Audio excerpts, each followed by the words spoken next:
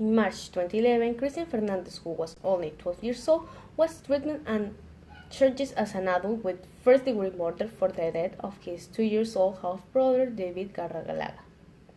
Cristian Fernandez was born from the rape of his mother, Vianela Mary, by her neighbor when she was just 11 years old. After a police officer discovered that his grandmother regularly used drugs, the Florida Social Service took care of Cristian and his mother.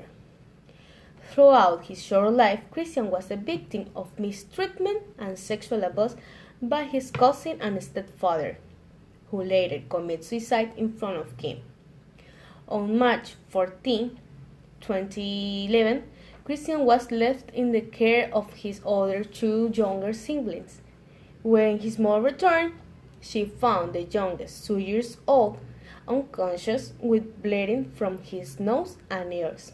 Cristian told his mother that his little brother had fallen off the bunk.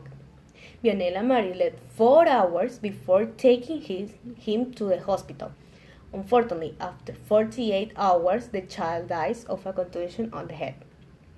After questioning an autopsy, it was discovered that the 2-year-old was repeatedly beaten and flogged against a bookcase for a fight with Cristian.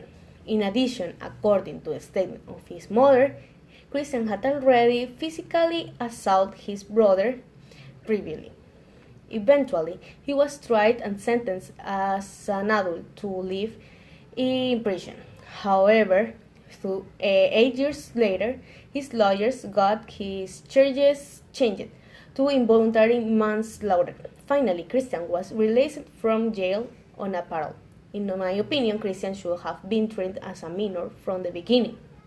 Although his past does not execute a crime, it is something to consider when giving a sentence. Both his and his mother were victims of poor upbringing. Because of how young Cristian was, there was still the possibility of reforming him. In addition, the same was confirmed by a psychologist who treated Cristian during the case. I'm glad that in the end the sentence could be changed and that the boy now has a second chance.